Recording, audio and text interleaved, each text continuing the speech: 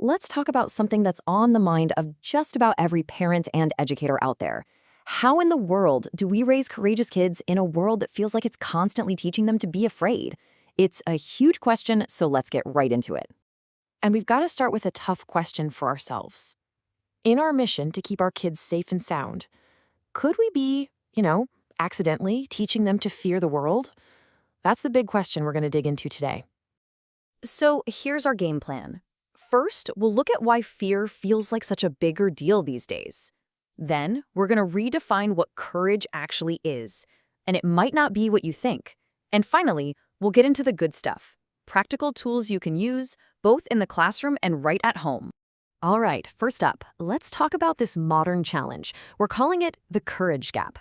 And it's something that, well, our parents and grandparents didn't really have to deal with in the same way. Just think about the difference for a second. In the past, childhood fears were, well, more child-sized. A scraped knee, a spooky shadow. Kids built up their coping skills bit by bit.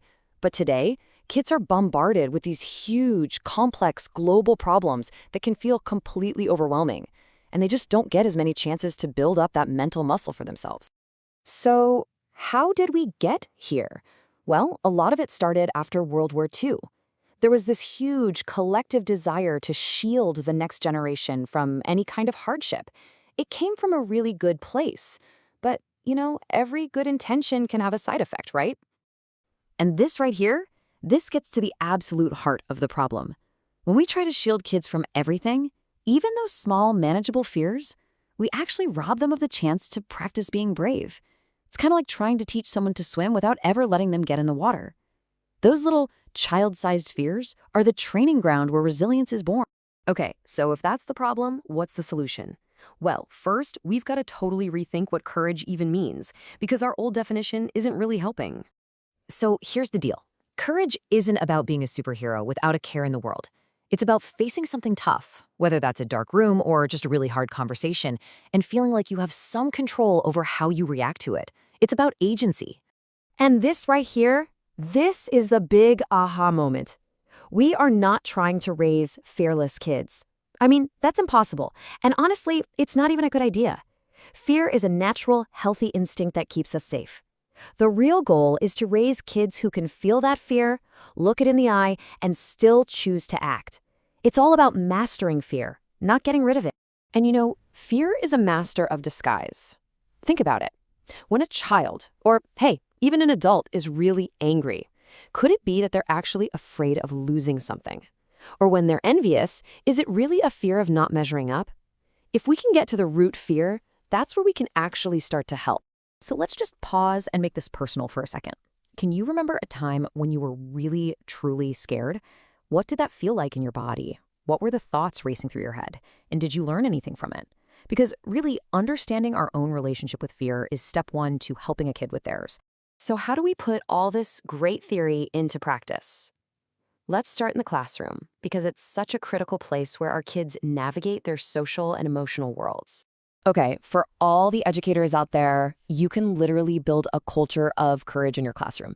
It starts by just talking about fears openly. What's a real fear versus a what-if fear? You can use puppets and role-playing with stories they already know, like the Three Little Pigs, to act out brave solutions. And of course, building up that solid self-esteem is like giving them a shield against things like teasing and peer pressure. And this one is my favorite. It is so simple, but so incredibly powerful. Is a kid scared of bugs? Awesome. A super cool lesson on insects can turn that fear into pure fascination. Are they afraid of shadows? A fun science lesson on light and how shadows are made can make the whole thing, well, not so scary anymore.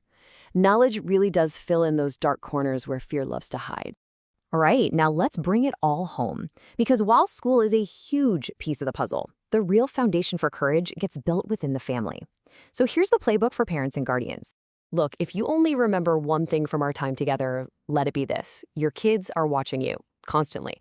They learn how to handle fear less from what you say and more from how you handle your own fears, whether that's seeing you try something new that scares you or watching you speak up for what's right.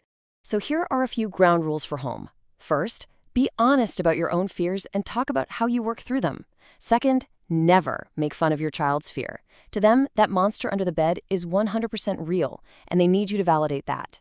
Also, become a bravery detective. Point it out when you see it. And finally, don't just give them the answers. Help them brainstorm their own strategies to be brave. That's how you build real confidence. And this is where you get to have some fun. Creativity is like a secret weapon against childhood fears.